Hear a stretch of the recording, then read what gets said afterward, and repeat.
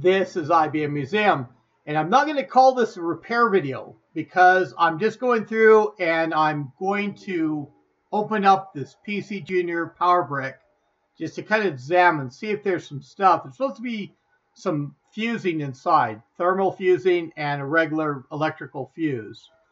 I don't have replacement parts at hand. I just want to look to see what exactly is going on the inside. And this doesn't. I mean, this is a tear down video because there's not any way to open up these factory sealed units. You've got to just break the case. I was told hit it with a ball peen hammer. You can always epoxy it back together later on, the case. So I'm going to get turned around here. I do have my Anchor webcam set off to the side here that I can go through and do a little bit of a close-up shot if required.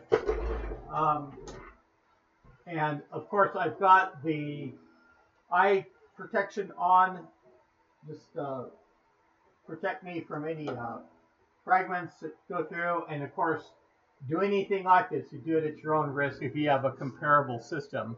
Let's get switched over. Let's see if this will give me kind of the best view. I want to see if I can get it open working at the seam here to go through and to see if I can get it to open that way. It looks like there's not a real good way. In fact, I'd be more worried about the screwdriver popping off and going towards my eye or face or something, because that seam is just not very accessible. Although, let's get a couple of tools that I just happen to have around here. This is still a pretty good view. Anchor webcam. And heck, if I were the slow-mo guys, I could go through and I could film it in slow-mo as I hit it with the hammer or something like that, because yeah, it just looks like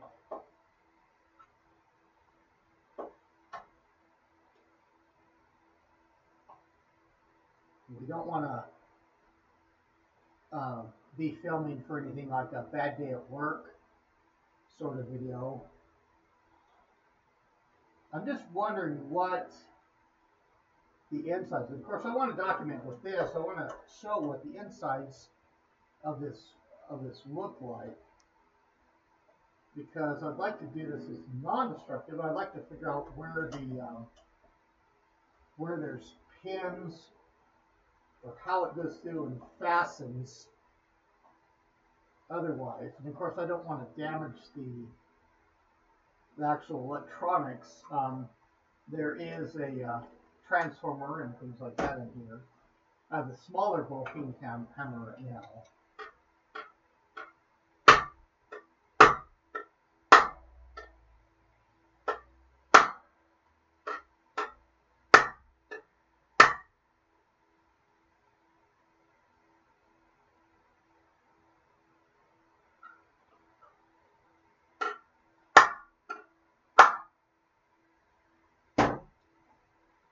Bigger hammer now.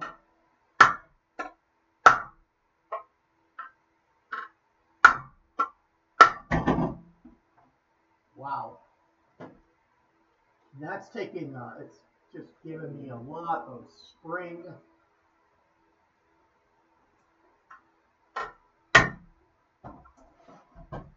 That's, because I'm not wanting to dent.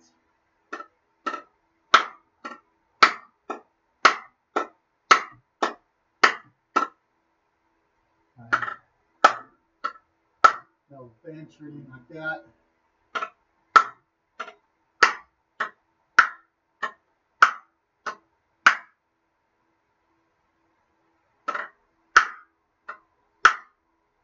I go through to glue this thing back together, and I'm going to have divots all over it.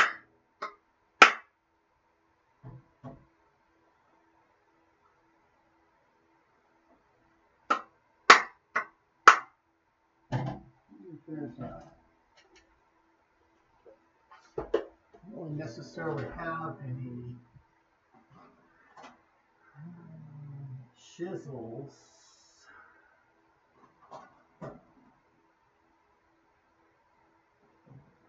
Okay.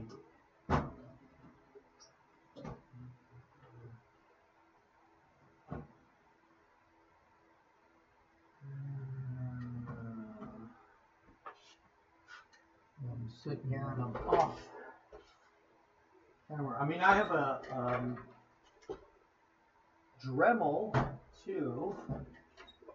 That just doesn't need going through and putting a cutting wheel on a Dremel just doesn't. I just wanted to do a short video and see what the inside of this looks like.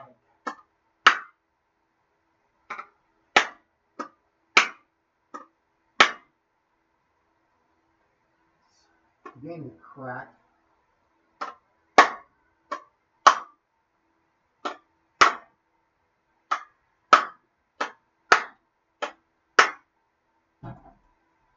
That's not going to be enough to pry.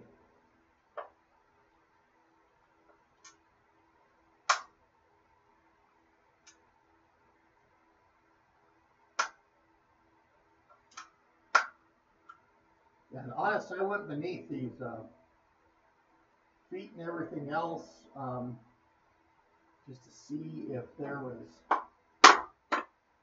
anything through, but the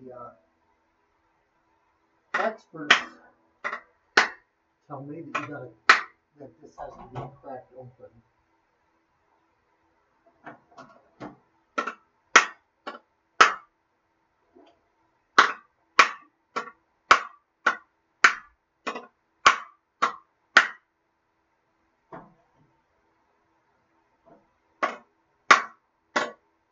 And I see otherwise, let's say if I had a chisel,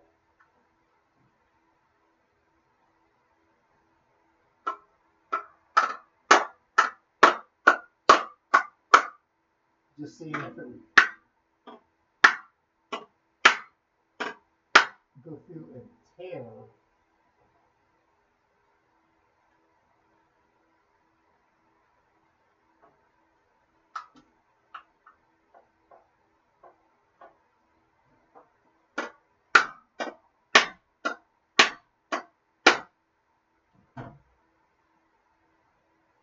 I don't know how close those internal components are to this plastic cover.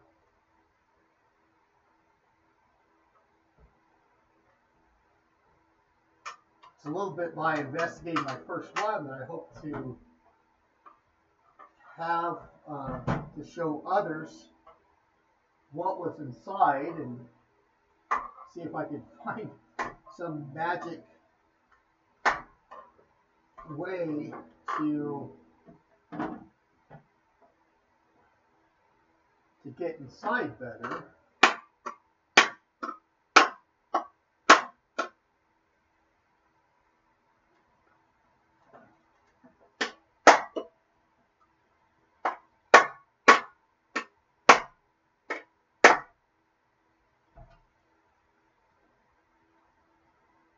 I'm more of a, I'm not a hammer sort of guy.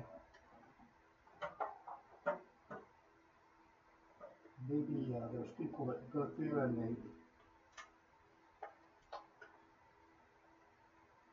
just have a sledgehammer or something that they go through.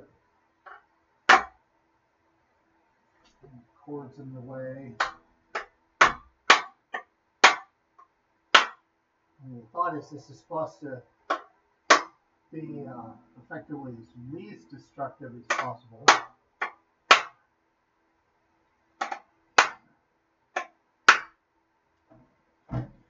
all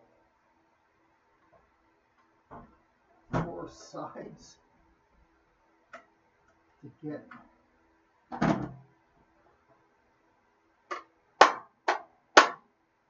like you just work around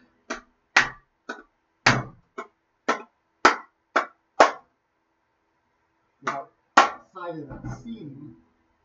If I could get it to crack along that, it'd be a lot easier, but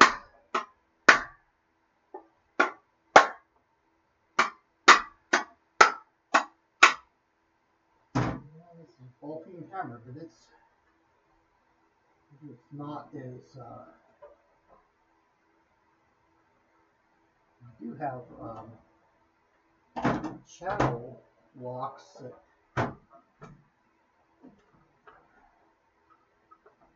would be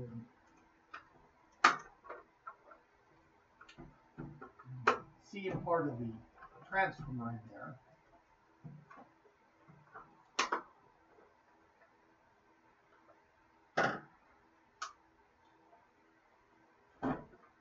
That looks like it's splitting at least along the one side.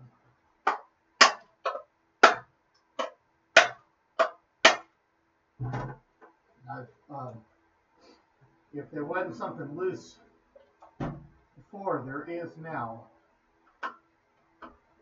And I hate to go through and pry from anything that's inside.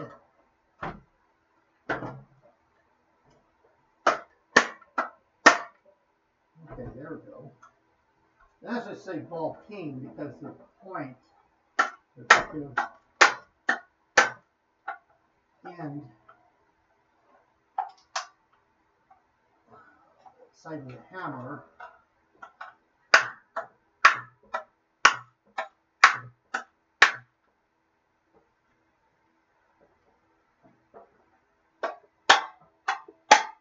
Okay, I felt this piece of plastic fly off, hit on top of my cap, which is why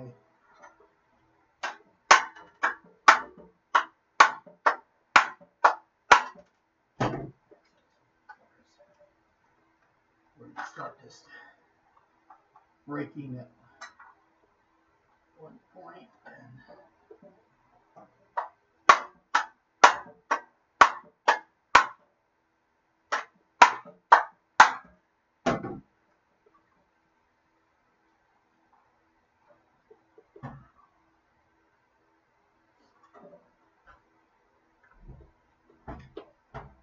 if I ever went through and timestamp this, and I'd have a half hour of breaking into it maybe. I just want some pieces off this.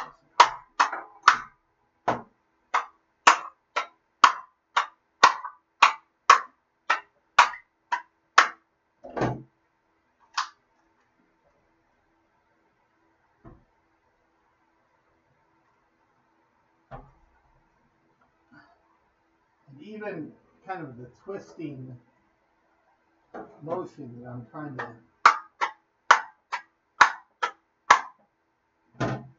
to do to get this plastic is just something.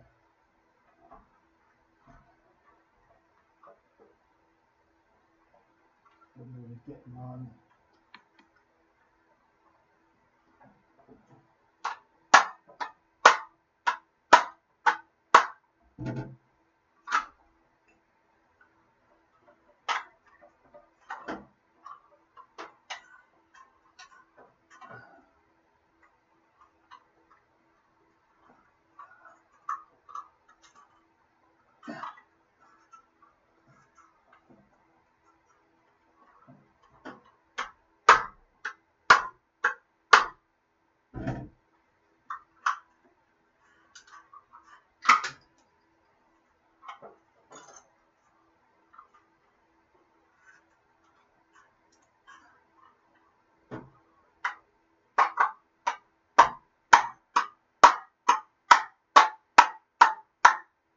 So again, if I could go through and do a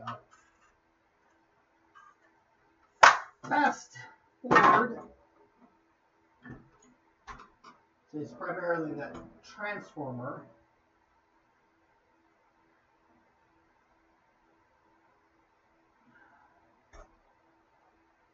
No.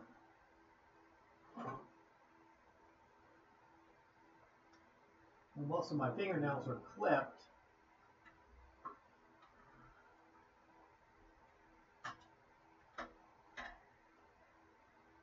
That did break one tip of one nail.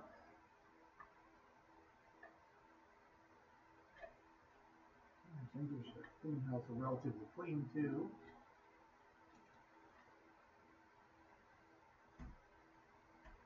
So it looks like the transformer, maybe, well, that just frees up the transformer.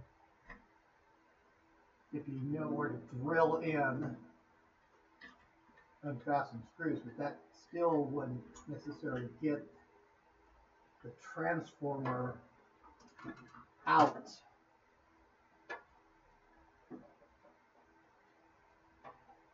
And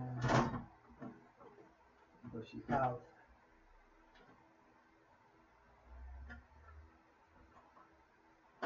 this fuse.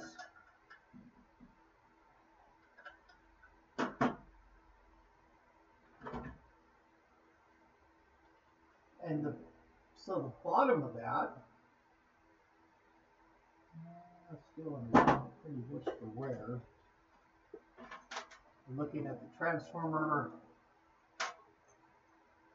after unfastening the primary and secondary leads, and even this is the primary lead on this side, and it's got a thermal fuse there, and it is center tapped to a well, it's actually through, yeah, the ground lead goes straight through to the center pin of the plug. So green with yellow stripe is ground that goes to the center pin of the plug. It goes into the PCjr unit.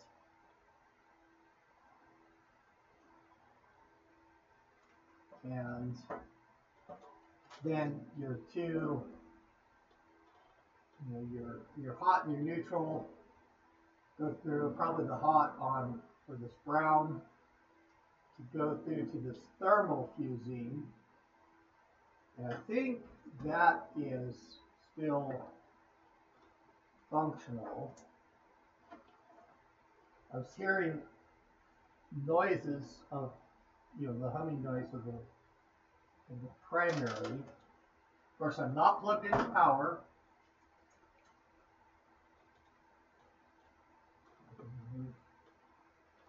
The isolation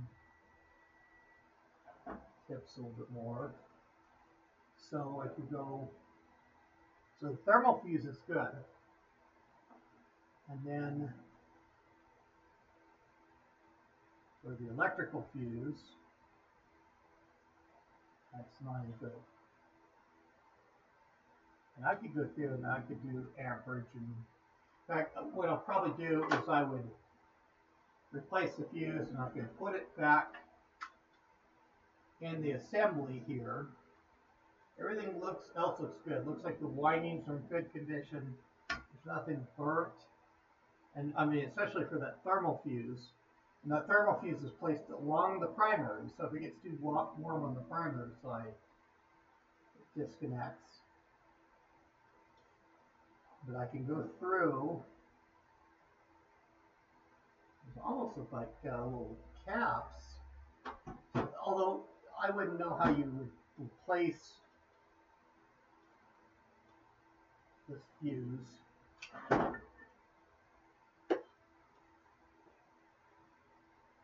Once it's sealed by the factory, we had to break into the case. And I've got fuses around. I probably just need to go to the hardware store and get a replacement for whatever amperage that is. I'll certainly write that down in the video description if I can get in a little bit closer. See the stuff, I just tilted my head and that fell off my cap. So I think I can go through and I can replace that fuse, and then I just go through and screw it into the bottom and just have it open faced to go through and use as I have the other power supplies come in. So this is not quite a repair video, but you get to see what difficulty it was getting that cover off and where the positioning of things are. The only question is how many amperage. Let's say this almost for a cartridge fuse.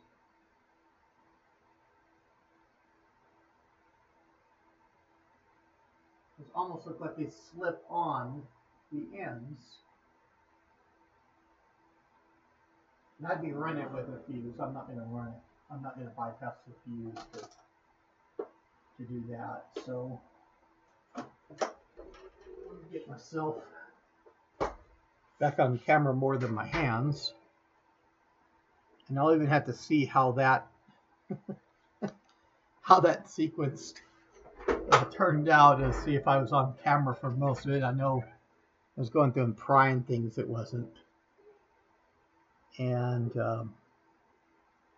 yeah, sitting there struggling against that cover. If I'd have been a little bit quicker, it'd have been a shorter video. But I don't know. We did a teardown of the PCjr Power-Brick. Learned a little bit about it. Learned how I'm going to go through and fix that to get it working in the interim. So I get some other supplies in. I'm not going to be able to glue that cover back together. That is some pretty ruggedized plastic that I'll just go through and likely dispose of. But anyway, if you enjoyed the video, go ahead and click on that like button. And as always, subscribe to my channel if you've not done so already. But this is IBM Museum. That's all I have for now. Thank you.